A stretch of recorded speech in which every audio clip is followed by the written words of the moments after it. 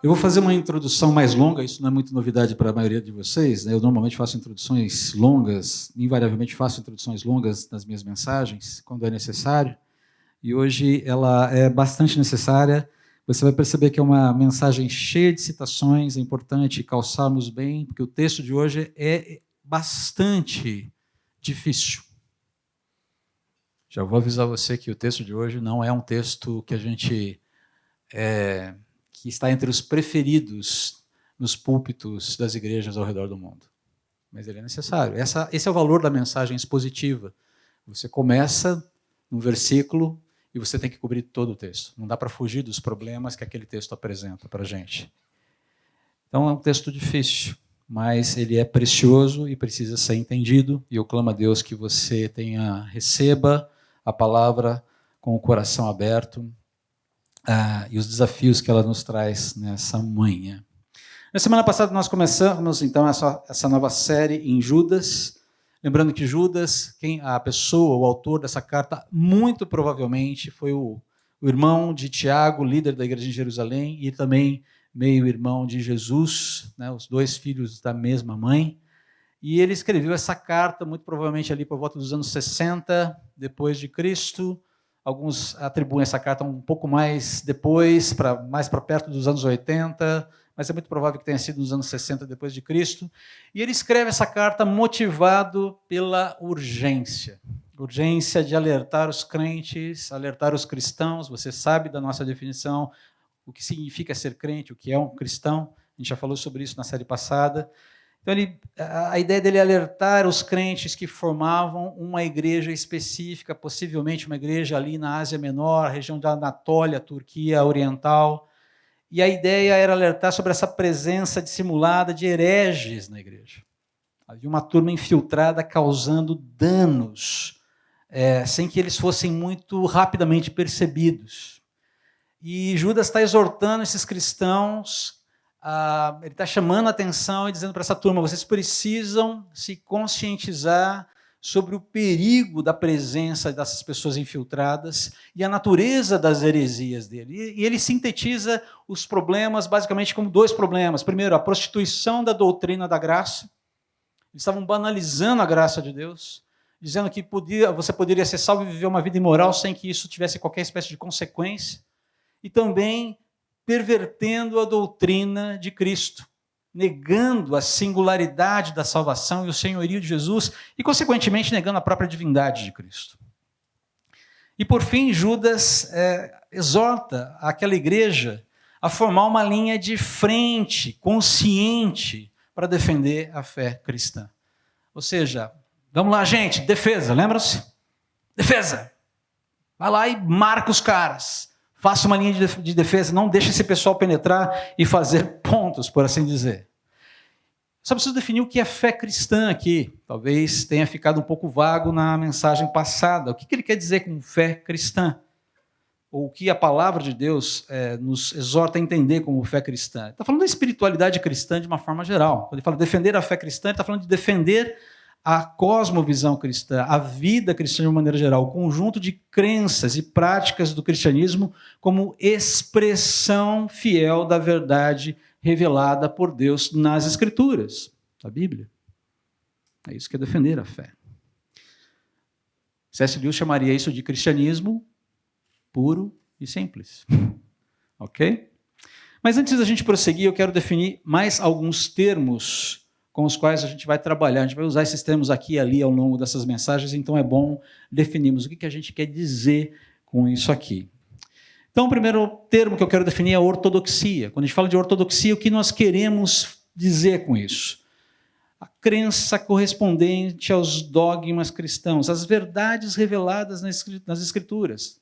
A fé, a espiritualidade cristã verdadeira, basicamente é isso, a expressão dessa fé. Quando a gente fala de dogma, a gente está falando daquilo que é verdade inegociável revelada pelas Escrituras. Pode parecer uma coisa meio técnica, mas para você defender a fé, você precisa entender isso aqui. A gente precisa entender isso aqui.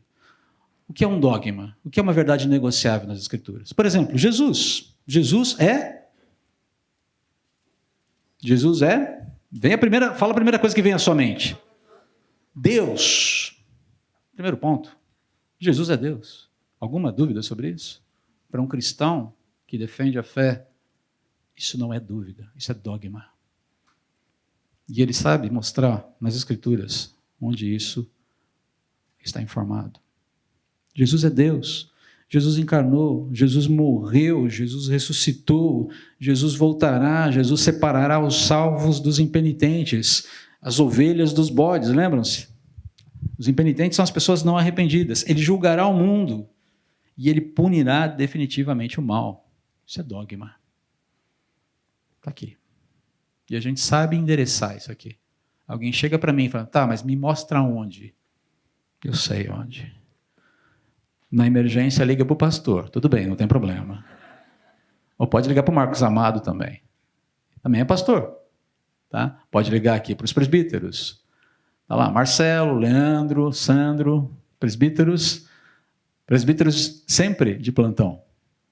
Ok? Beleza? Então, mas assim, a gente sabe, a gente tem que saber. Muito bem. Ortopatia. Eita, que raio é isso? É o cultivo de sentimentos e emoções coerentes com a fé cristã. Lembra-se de Jeremias falando, quero trazer à memória o que me dá esperança? É um processo ortopático, não ortopédico, e nem qualquer outra coisa parecida com isso. É você trabalhar os seus sentimentos e as suas emoções com a verdade das Escrituras. Por exemplo, como os papais, o papai e a mamãe do Jessé, que doou o coração, que teve seu coraçãozinho doado para o Davi. Mencionei isso a semana passada. Estão lidando com a ausência do filhinho de 9 anos, mas que declarou a sua fé em Jesus. E tem toda aquela história bonita por trás que eu já contei para vocês a semana passada. Ortopatia. Como a verdade das Escrituras vem trabalhar para que eu consiga enfrentar uma dor tão grande, me trazendo esperança. Como eu trabalho, como a verdade das Escrituras trabalha o meu momento, por exemplo, de desemprego. Como eu trabalho os meus sentimentos em relação à minha saúde, às minhas finanças, a realidade que me cerca, a insegurança crescente no país, a política mundial, a falta de paz. Eu nunca mais vi um concurso de Miss na vida. Eu fico pensando se o sonho de toda Miss continua sendo a paz mundial. Está difícil esse negócio. Mas percebam, a ortopatia ela diz respeito a nutrir o meu coração com a verdade para que os meus sentimentos e as minhas emoções sejam moduladas, remoduladas, ajustadas à verdade daquilo que Deus diz para mim. Ortopraxia é a vida cristã, é o viver coerente, a prática da vida cristã no dia a dia, em todas as dimensões da nossa existência. Você não é só um crente que vem à igreja no domingo. Você é um profissional, você é um pai, você é uma mãe, você é um filho, você é um marido, você é uma esposa. Você é um viúvo, você é uma viúva, você é um divorciado, uma divorciada. Você tem N aspectos na sua vida.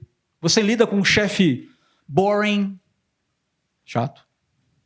Você lida com desafios no seu trabalho. Você lida com propostas de corrupção. A gente lida com uma gama de esferas na vida. E o cristianismo, ele diz respeito a toda essa realidade na qual você está envolvido, porque é ela quem comanda, é a vida cristã, é o senhorio de Cristo quem comanda o todo do seu ser.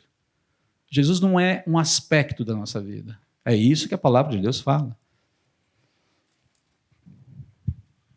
E heresia? O que é heresia?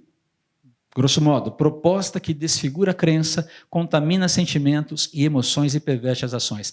Ela vai bagunçar a ortodoxia, vai bagunçar a ortopatia e vai bagunçar a ortopraxia, e se bobear, ele vai anular essas 3 forças, esses 3 movimentos da fé.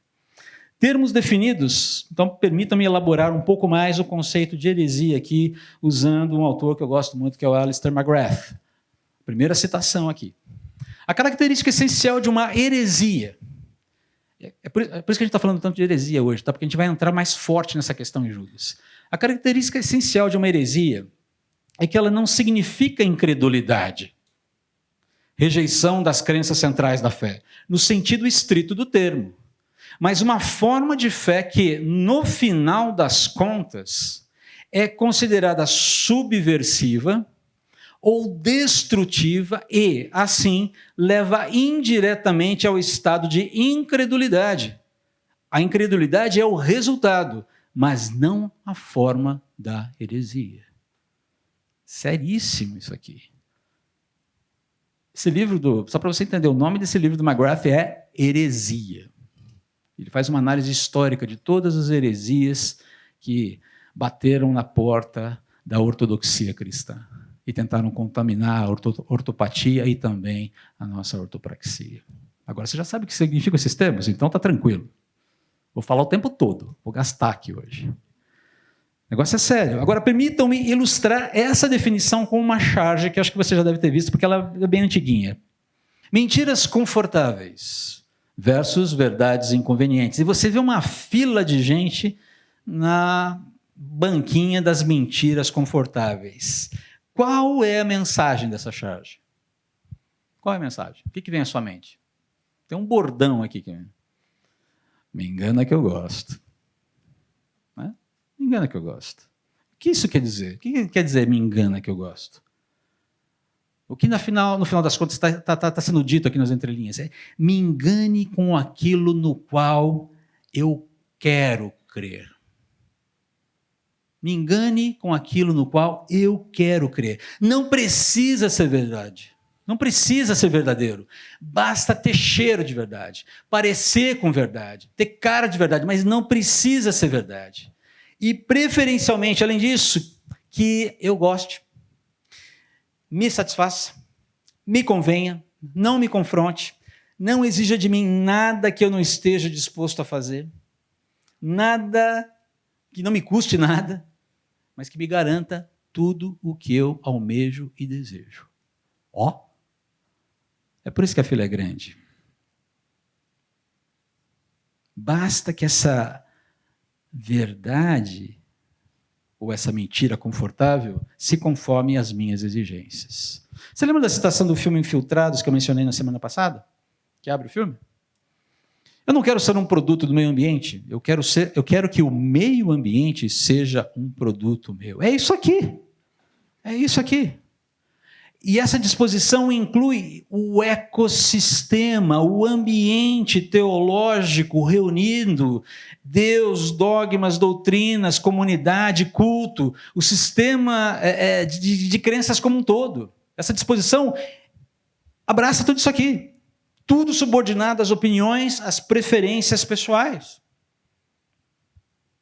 E corações assim, esse tipo de coração, você está vendo aqui, eles estão invariavelmente muito abertos à heresia, ou às heresias.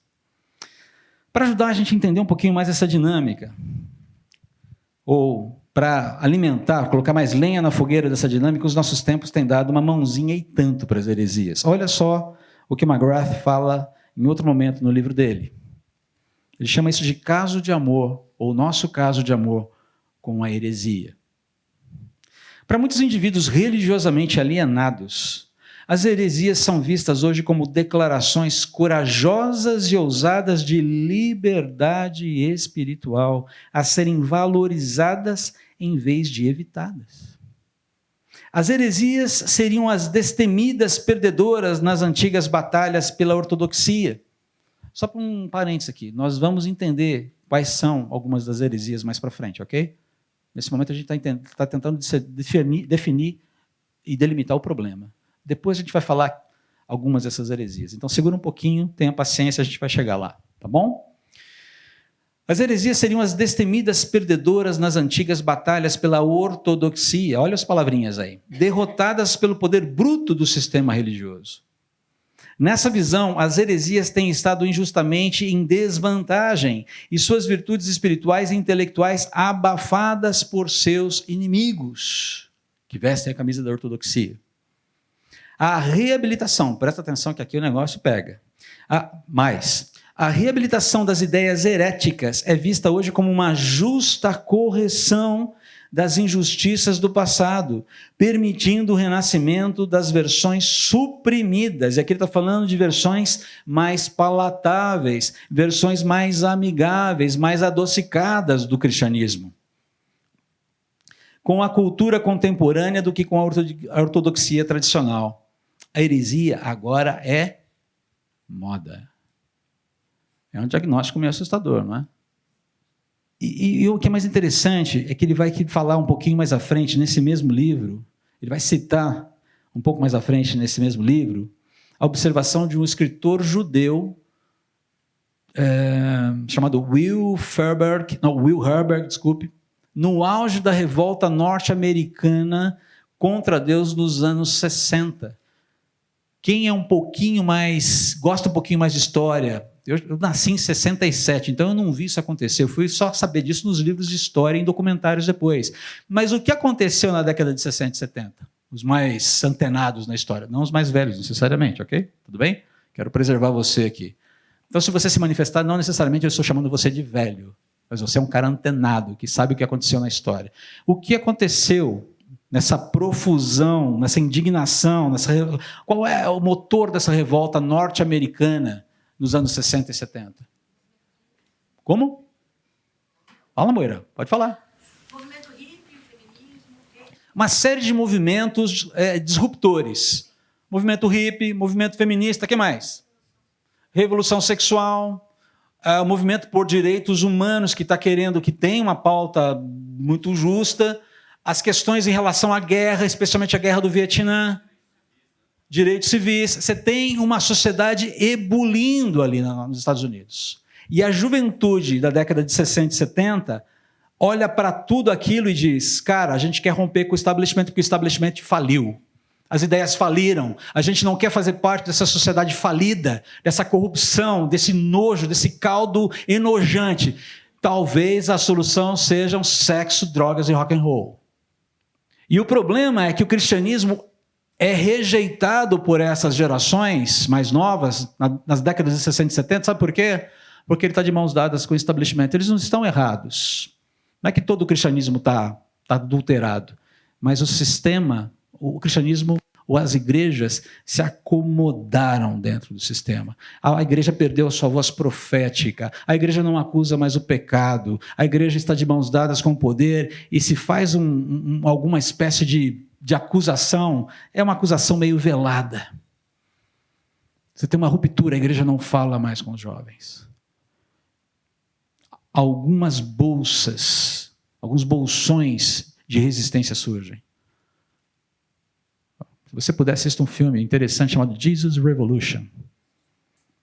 Fala um pouquinho dessa onda que confrontou a igreja muito tradicional, fechadona, com a necessidade de falar com a juventude que estava buscando respostas e não estava encontrando. Um outro documentário para você ver é The Man in Black, que fala sobre o convite que o Johnny Cash teve para cantar num jantar na Casa Branca, a convite de ninguém menos que Richard Nixon, que era muito espertalhão e queria trazer Cash, que era muito popular na época, para fazer, digamos, luz, fazer palco para o Nixon. E o Cash, isso no auge da guerra do Vietnã, com todas as crises ebulindo lá. E o Cash vai lá e toca uma música chamada... Não. E ele vai lá e toca uma música chamada... Assista o documentário. A Elaine me chamou, não dá spoiler, não vou dar spoiler. Fantástico esse documentário. O Cash foi um menestrel de Deus ali, com todas as falhas e imperfeições que ele teve. Muito interessante. A sociedade está colapsada aqui. E sabe o que acontece nesse momento? A moçada começa a olhar, bom, se o cristianismo não tem nada para oferecer, talvez as religiões orientais tenham.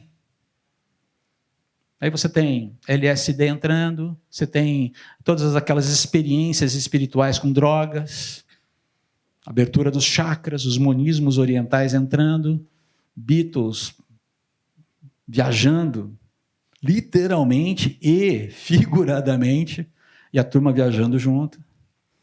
Por quê? Nós precisamos de respostas espirituais e não temos. E a igreja, o cristianismo, falhou, miou. E é interessante que, olha só como o Will Herberg, citado pelo Alistair McGrath, consegue chegar no ponto dessa crise, que começou na década de 60 e continua até agora. Olha só o que ele fala. Hoje as pessoas se vangloriam avidamente de serem hereges, esperando com isso se mostrarem interessantes, pois o que significa ser um herege se não ter mente original, ser um indivíduo que pensa por si mesmo e rejeita a fé. Houve um recrudescimento, um crescimento assustador do ocultismo nas últimas décadas. E o ocultismo é uma das piores expressões de rebelião contra Deus. Ela é condenada lá no Pentateuco, ela é recriminada o tempo todo nas Escrituras. Mas foi exatamente essa foi uma das frentes que foi mais disseminada na cultura ocidental, especialmente a partir dos anos 60. E como eu disse, muito desse sucesso se deveu à omissão da igreja. E aí eu volto para aquela frase do Alistair McGrath no slide anterior. A heresia agora é moda. Já era moda há 60 anos atrás. E continua sendo moda. Tá aí os Harry Potters da vida, para provar o que eu estou falando. Você não precisa assistir a certos desenhos animados. Bom, eu vou chegar nesse ponto daqui a pouco. Senão eu já dou spoiler da própria mensagem, não ajuda. Mas essa moda é uma moda mortal. É isso que Judas está falando aqui, afirmando, o que ele vai afirmar nos versículos 5 a 7. Essa moda da heresia é uma moda mortal. Porque o herege é alguém em rebelião contra Deus e a sua revelação, ao ponto de distorcer essa revelação, visando proveito próprio ou mesmo prejuízo de alguém. E essa moda mortal, o herege, quem vive assim, ele deve esperar uma única coisa de Deus, caso ele não se arrependa dos seus maus caminhos e dos seus maus intentos. Punição. É simples assim. A rebelião contra Deus sempre custará muito caro. E Judas alerta os cristãos que a defesa da fé contra os erros exige consciência aguçada, consciência atenta de que a rebelião contra Deus sempre vai custar muito caro. Deus vai punir o rebelde, vai punir o herege por sua incredulidade, por sua reverência. Deus vai punir o rebelde, vai punir o herege por sua insubordinação. Deus vai punir o rebelde, vai punir o herege por sua imoralidade, assim como ele já fez no passado, com desdobramentos no futuro. É isso que o texto está falando e finalmente chegamos nele. E agora, acredite, vai um pouco mais rápido. Olha só o que ele fala. Ainda que já saibam dessas coisas. Que coisas? Aquilo que ele vai falar agora. Desejo lembrar a vocês que o Senhor libertou o povo de Israel do Egito, mas depois destruiu aqueles que não permaneceram fiéis. Também lhes lembro que os anjos caídos que não se limitaram à autoridade recebida, mas deixaram o lugar a que pertenciam. Conversamos muito sobre esse texto, sobre esse versículo, hoje na aula da Escola Bíblica Dominical. Então, se você esteve aqui, você sabe as dimensões dessa insubordinação angelical aqui e das muitas especulações que a gente discutiu sobre isso. Assista a aula da Escola Bíblica Dominical depois pelo YouTube e você vai entender. Eu não tenho condições de tratar a fundo somente o texto 6. E aí ele fala, Deus os mantém, ou seja, esses anjos caídos acorrentados em prisões eternas na escuridão, aguardando o dia do julgamento. Aqui tem um desdobramento futuro. Aqui o julgamento é escatológico, é o que vem pela frente. Não aconteceu ainda.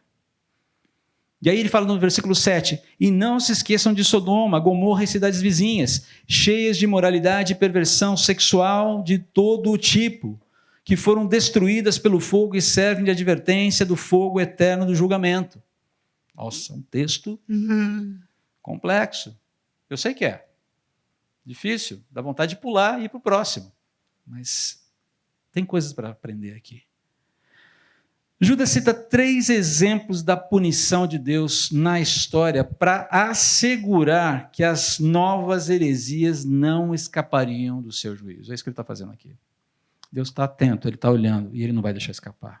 Pode até demorar, pode até ser que a gente não veja na nossa geração isso acontecer, mas ele não vai deixar passar. E esses 3 fatos, esses 3 exemplos, eram fatos conhecidos por aqueles irmãos daquela igreja. E muito provavelmente eram fatos conhecidos também pelos hereges que estavam semeando ali o seu veneno no meio da igreja. O primeiro exemplo aqui, gente que pereceu no deserto durante o êxodo por conta da sua incredulidade. É interessante que se você olhar, e aí é importante conhecer a narrativa bíblica que fala sobre isso, lá em Gênesis, lá no comecinho de Êxodo, finalzinho de Gênesis e Êxodo, para entender todo o contexto, né?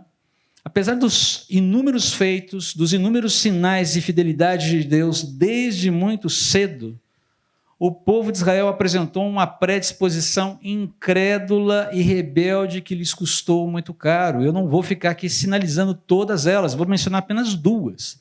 Se você olhar em Números 14, nós não vamos abrir o texto agora. Números 14, você tem ali a descrição, um dos momentos mais lamentáveis do povo de Israel na transição do Egito para a Terra Prometida, onde revoltosos com mais de 20 anos de idade, gente com mais de 20 anos de idade que pertencia à geração que saiu do Egito, eles são condenados por Deus, e vocês vão morrer no deserto, vocês não vão entrar na Terra Prometida. Vocês vão caminhar com o povo, vocês não entrarão. As únicas exceções foram Josué e Calebe. Por conta de quê? Por conta de incredulidade.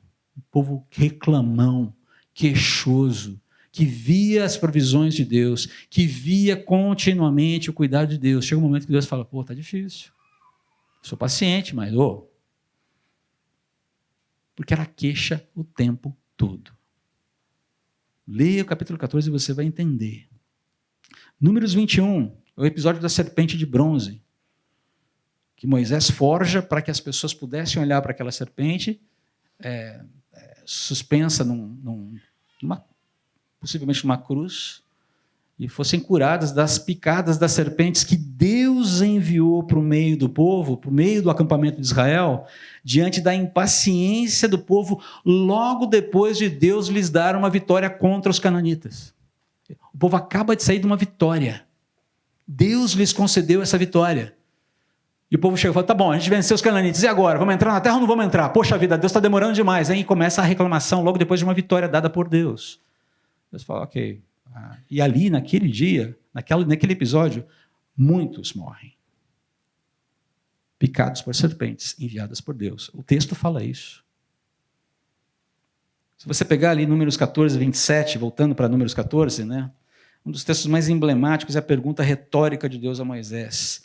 Até quando precisarei tolerar esta comunidade perversa e suas queixas contra mim?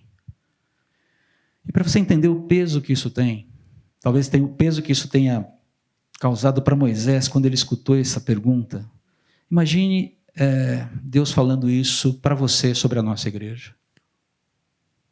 Até quando terei que tolerá-los? Duro, né? Até quando? Depois de tanta graça, tanto favor, tanto cuidado. Até quando? Que razões essa turma tem para se queixar? Por que se queixam? Por que tanto se queixam? E são perguntas retóricas porque Deus sabe a resposta. Porque eles não criam. Porque a queixa é uma expressão de incredulidade, de insatisfação, que no fim é incredulidade. E o poder da queixa é terrível porque ele contamina todo mundo que está ao redor dele.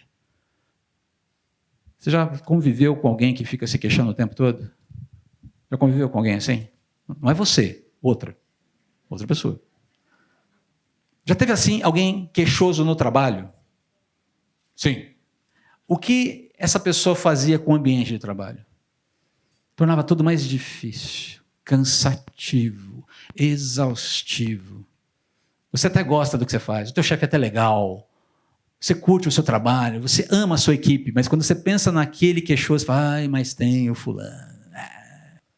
Judas está falando aqui, olha, se Deus puniu essa turma, também punirá os infiltrados, rebeldes e hereges entre vocês que fomentam incredulidade na igreja. Pode ter certeza disso. Ele vai punir. Ele vai punir. Não vão ficar sem resposta, não. Ai deles. Mas o segundo exemplo, anjos que se rebelaram contra Deus. Eu não quero entrar no detalhe aqui da teologia e das especulações teológicas do texto. A gente já fez isso na Escola Bíblica Dominical, como eu disse.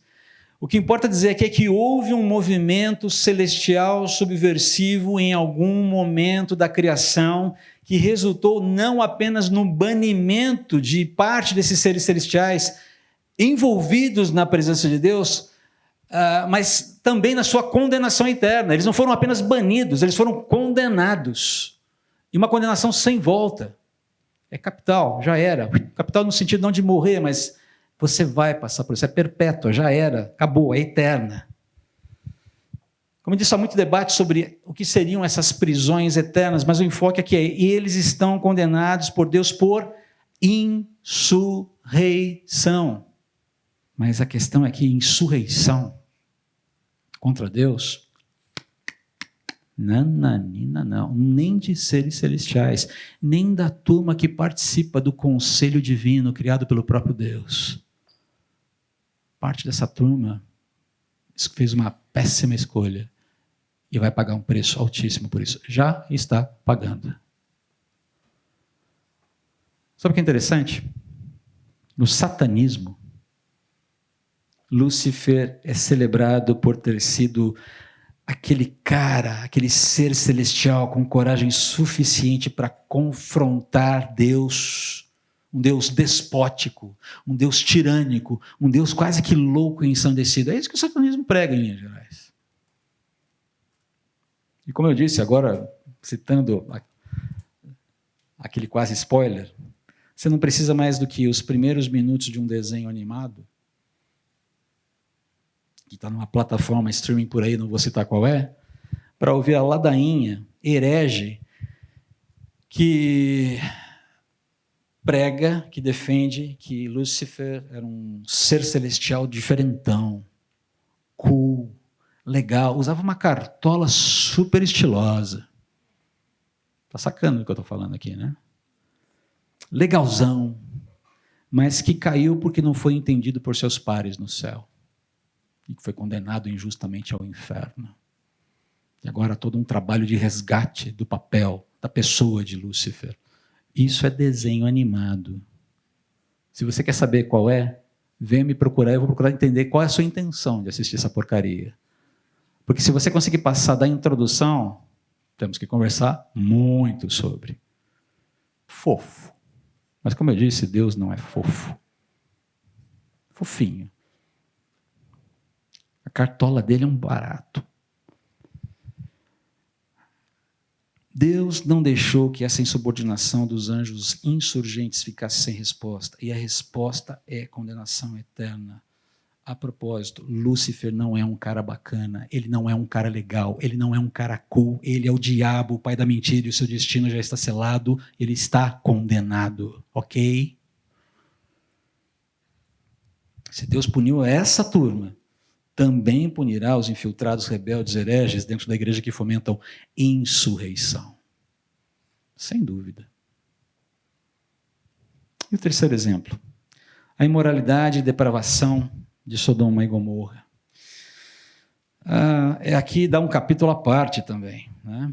Mas eu quero focar aqui que a destruição catastrófica dessas cidades, e você sabe, talvez você já tenha lido, que a destruição de Sodoma e Gomorra foi de tal magnitude que ela se assemelharia a uma explosão nuclear. Os efeitos dessa destruição são sentidos até hoje. O Mar Morto tem esse nome por quê? Por conta da quantidade do quê ali? Sal? Enxofre. Adivinha de onde vem isso? Filo de Alexandria diz que, ele alega, ele conta, que no primeiro século era possível ver as fumaças de Sodoma e Gomorra ainda subindo na destruição. A região ainda fumegava. Não sobrou nada, tá? Não sobrou nada. Agora, sabe o que é interessante? É lembrar que antes dessa destruição terrível, Deus visita o seu amigo Abraão. Lembra-se? Gênesis capítulo 18. E fala, eu não vou ocultar as minhas intenções sobre Sodoma e Gomorra ao meu amigo Abraão. Lembra? Abraão tinha um sobrinho que morava lá. E no final da conversa, Abraão chega para o Senhor e fala, Senhor, não se irrite comigo, não me tome por alguém desrespeitoso, mas e se tiverem 50 justos na cidade? O Senhor não pouparia a cidade por amor aos 50? E o Senhor disse, se houverem 50, eu pouparei a cidade por amor aos 50. E fazendo já menção de ir embora, Abraão, mas Senhor, e se forem 45? Se forem 45, Abraão, eu pouparei a cidade por amor aos 45. Mas, Senhor, fala Abraão, e se forem 30? Por amor aos 30 eu pouparei a cidade. Ok? Senhor, mas e se forem 20? Por amor à cidade, eu pouparei. Por amor aos 20, eu pouparei a cidade. Pode ter certeza. E aí Abraão faz a sua última, já que eu cheguei até aqui, Senhor, e se forem 10? E olha a resposta de Deus para ele, por amor aos 10, eu pouparei a cidade. Está lá em Gênesis 18. Não havia 10 justos na cidade. 2 cidades tomadas pela perversão, pela corrupção em níveis jamais vistos. Talvez agora. Mark Ellis, um pastor teólogo muito respeitado, tive o privilégio de conhecê-lo pessoalmente, numa pregação ele afirmou algo muito interessante, falou que os grandes juízos de Deus neste mundo sempre foram precedidos por períodos de imoralidade generalizada e sem freios, especialmente sexual. Curiosamente, nós estamos vivendo uma época em que a imoralidade sexual não está apenas desenfreada e sem freios, ela está sendo celebrada. A imoralidade ela não é só praticada sem freios, ela é celebrada, como se fosse uma grande obra da humanidade, como se fosse uma grande virtude. Olha aqui, 5 princípios da nova moral sexual. Isso aqui está disponível no site do The Gospel Coalition, você pode baixar lá. Alguns de vocês já viram esse material. Quais são as propostas desse admirável mundo novo dentro da sexualidade humana? Atos sexuais não possuem significado e propósitos intrínsecos. O que você faz? É um ato mecânico, que pode ser vivido por qualquer um, a qualquer hora, do jeito que bem entende. Você não precisa estar dentro de um casamento para viver o ato sexual. Basta querer. Basta sentir vontade. E basta ter alguém disponível no momento. Ah, não tem alguém disponível? Paga. Funciona. A sexualidade humana é uma sensação subjetiva e intrínseca à identidade de cada um. Já entendeu onde isso vai parar? Se você sente um abacate, você vai ter a sexualidade de um abacate. Eu estou sendo aqui ilustrativo, ok? Se você se sente uma jaca, você vai ter a sexualidade de uma jaca. A ideia de que você exercita a sua sexualidade com base naquilo que você sente que você é, não naquilo que Deus disse que você é, desde a sua concepção. Agentes sexuais são indivíduos autônomos, portadores de direitos. Isso implica rejeição ao modelo conjugal tradicional, especialmente no que diz respeito à sua constituição e vinculação por toda a vida. Isso significa, eu tenho autonomia sobre a minha sexualidade, e no momento em que eu achar que eu devo pular fora desse relacionamento, dane-se você. É interessante, porque a palavra de Deus diz que no momento, depois que eu sou casado, que eu tenho uma aliança com a minha esposa, o meu corpo não mais me pertence, mas pertence a ela. Inclusive olhinhos, viu, amigos e amigas? Inclusive os olhinhos. E aquilo que você vê no computador e no celular. não só nas ruas. E o corpo dela me pertence. Não como posse, mas como dádiva de Deus para minha alegria. Sendo consensual, qualquer relação sexual deve ser admitida como legítima. Você entendeu onde isso vai chegar? Pedofilia, zoofilia, necrofilia. Não precisa de consentimento da outra parte, né? As relações sexuais devem ser libertadas de castrações, estigmas e vigilância social. É interessante como muitos pais têm um prazer pervertido na perversão dos seus filhos meninos desde cedo, mas querem preservar as filhas de toda espécie de perversão sexual. Esse duplo padrão não funciona. Não funciona. Se bem que hoje a coisa está... Se Deus puniu Sodoma e Gomorra, também punirá os infiltrados, rebeldes e hereges na igreja que fomentam a imoralidade sexual. Todos esses movimentos, incredulidade, insurreição, imoralidade, enfraquecem a vida pessoal, a vida do crente, enfraquecem a vida da igreja e o seu testemunho no mundo. E existe um grupo que é mais sensível a isso, dentro do nosso contexto. É uma realidade. Veja o que John MacArthur afirma no seu livro Verdade, a Guerra pela Verdade. Olha só. A ideia de que a mensagem cristã deve ser mantida adaptável e ambígua parece especialmente atraente aos jovens. É por isso que nós precisamos cuidar deles. E temos gente do nosso lado que tem esse punch, esse amor, e está junto nessa briga para cuidar dos jovens. Que vivem em harmonia com a cultura, atraente aos jovens que vivem em harmonia com a cultura e amam o espírito desta época, o chamado Zeitgeist, e não podem suportar que a verdade bíblica autoritária seja aplicada com precisão, como um corretivo para estilos de vida mundanos, mentes profanas e comportamento ímpio. E o veneno dessa perspectiva está sendo injetado cada vez mais na igreja evangélica. Uma das maiores dificuldades que as igrejas têm hoje é de tratar pecados de imoralidade sexual entre os seus membros. Porque a rejeição da igreja é grande a esse tipo de tratamento. É óbvio que muitos tratamentos são ruins, muitas igrejas não tratam bem. Não visam a restauração, a reconciliação e a construção do caráter de Cristo na vida da pessoa. Nossa, meu Deus é um Deus de amor. Essa igreja não é uma igreja amorosa? Esse pastor não é um pastor amoroso? Bom, a gente já viu a semana passada que o amor de Deus é condicional. Essa história de amor incondicional precisa ficar... tem que ser lido entre muitas vírgulas aí e aspas. Mensagens adaptáveis do Evangelho, adaptadas, ou a mensagem adaptável, a mensagem ambígua, entendo, é uma proposta herege.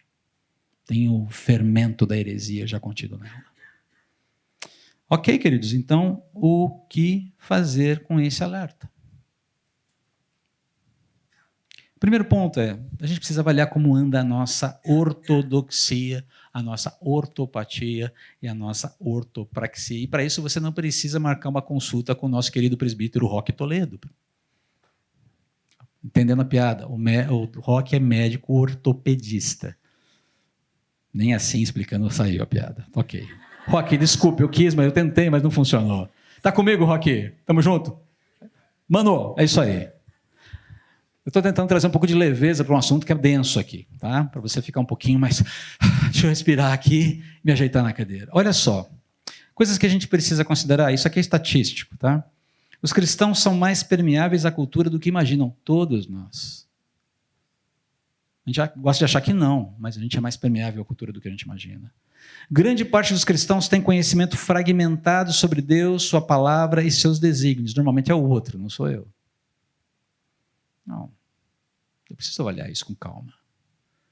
Grande parte dos cristãos reage mal ou reage errado quando são contrariados ou confrontados pelas Escrituras. Não existe nada mais delicado do que você ter que tratar com alguém que está errado, tendo que abrir um princípio bíblico que a pessoa, mas eu acho que, eu sinto que. E aí a pessoa alça a sua opinião, o seu sentimento, a posição de dogma E Deus tem que se dobrar esse dogma, o pastor tem que se dobrar esse dogma, a igreja tem que se dobrar esse dogma. E ai de mim, da igreja, se nós não nos adequarmos a isso. É difícil, mas acontece. Grande parte dos cristãos anda muito distraída com a vida debaixo do sol. A vida aqui e agora, o secularismo, como a gente estudou hoje na Escola Bíblica Dominical. Interessando-se pouco pelo pertencimento ao reino de Deus. O reino de Deus não é uma coisa que virá a ser, é uma coisa que já é. É algo que já existe. E eu sou cidadão desse reino, você que crê em Jesus é cidadão desse reino e há responsabilidades que nós precisamos cumprir aí. Se no primeiro momento a gente tem que fazer uma análise, depois de fazer essa análise a gente precisa partir para uma prática aqui. E aqui, pessoal da Escola Bíblica Dominical, está a nossa lição de casa, que é comum à mensagem e à EBD. O primeiro ponto é apegar-nos à verdade, à palavra de Deus. O que a gente precisa fazer para que a nossa defesa da fé seja eficiente? Apegar-nos à palavra de Deus. Poderia citar aqui vários textos que falam sobre o valor da palavra de Deus sendo incorporado em nós. Salmo 119, 9 a 11, Salmo 19, 7 a 11, Salmo 19, 105. Há diversos textos que nos exortam sobre o valor da palavra, do entendimento da palavra. Nós precisamos conhecer a Deus, a sua revelação e as implicações disso para as nossas vidas. O segundo ponto é desenvolvermos piedade pessoal. Intencionalmente buscarmos a Deus com devoção. O que é uma devocional? É um momento de devoção, em que eu busco a Deus como meu Senhor e Criador. É um momento de diálogo com Ele, um momento de diálogo respeitoso, em que eu o busco como o Deus da minha vida, o Deus que me salvou, o Senhor da minha existência. Pode envolver um tempo de leitura bíblica, um tempo de oração silenciosa, de quietude. Esse movimento, há várias possibilidades aí. Mas com certeza envolve oração, com certeza envolve, por exemplo, a prática do jejum. É o momento de buscar Deus em família. Quantas vezes você ora com a sua família, junto com a sua família, na mesa, por exemplo, das refeições, não só para agradecer pela comida. Obrigado, Jesus, pela comida. Senhor, thanks. Mas orar, buscando a Deus, entender de Deus quem Ele é e os seus propósitos para essa coisa chamada casa, lar, família, vida. E reafirmar as convicções que fundamentam a nossa fé. Conhecemos mais aquilo que Deus revela, aquilo que Ele não deixa dúvida, os dogmas da fé. O que fundamenta a nossa fé. Por que eu creio em Deus? Quem é Deus? Quem é Jesus? O que significa ser cristão? O que significa o cristianismo? O que compõe o cristianismo? E o que Ele está propondo para mim e para o mundo? O que Ele está propondo para o mundo através de mim, como parte da Igreja de Cristo? Eu quero fechar aqui com uma frase, com uma citação que não é uma citação bíblica. É de Sun Tzu, da Arte da Guerra. Ele fala assim: se você conhece o inimigo e conhece a si mesmo, não precisa temer o resultado de 100 batalhas. Se você se conhece, mas não conhece o inimigo, para cada vitória ganha, sofrerá também uma derrota. Se você não conhece nem o inimigo, nem a si mesmo, perderá cada batalha. Não é literatura inspirada, mas é bem sábio. Queridos, sejamos conhecedores de nós mesmos à luz da palavra de Deus e entendamos o que são as propostas que confrontam a verdade de Deus. Passemos bons defensores da fé no mundo de hoje, nós necessitamos conhecer a nós mesmos a partir da palavra revelada. Mas também precisamos conhecer o que os outros andam defendendo. E aqui eu queria terminar trazendo uma palavra de esperança. Né, Marcos? Tem que terminar com uma palavra. Você achou que a sua foi uma mensagem difícil? Cara, hoje o negócio aqui está... A temperatura está alta. Sabe o que me chama a atenção nesse processo de Deus levar adiante a sua punição, de levar adiante o seu acerto de contas? É que Ele sempre avisa com antecedência. Ele nunca deixa de avisar. E o exemplo mais contundente para mim desse aviso é o aviso que Ele dá para Caim, logo depois do culto de Caim ter sido oferecido para ele, ter sido rejeitado. Deus vira para ele e fala: por que você está tão furioso? Por que você está tão transtornado? Se você fizer o que é certo, será aceito. Se você fizer o que é certo, Caim, você não será aceito? Claro que será. Já estou terminando. O pecado está à porta, à sua espera, Caim. E deseja controlar você, cara. Mas é você quem deve dominá-lo. Se você fizer o que é certo, você será aceito, Caim. Se você quer fazer parte da defesa da fé, você tem que mudar de fila. Sair da fila cheia e ir para a fila vazia. Nós temos que encher essa fila aqui. E convidar cada vez mais pessoas a entenderem que isso aqui é morte. Mas aquilo ali, por mais inconveniente que seja, é vida. Se você fizer o que é certo, você será aceito. Senhor, muito obrigado pelo dia de hoje e pelo que nos ensina Judas. É um desafio tão grande, Pai, mas eu clamo, vem em nosso socorro. Por favor, Senhor Jesus, vem em nosso socorro. Ajude-nos a nos conhecermos à luz da Tua palavra, sermos honestos sobre quem somos e as nossas fragilidades. E com a Tua ajuda, com a Tua instrumentalidade, mudarmos, sermos aperfeiçoados pelo Teu Espírito Santo. Equipa-nos para enfrentar as heresias deste mundo, protegendo, ó Pai, a Tua igreja com amor, com fervor, com dedicação, por amor ao Senhor, sobretudo. Em nome de Jesus. Amém.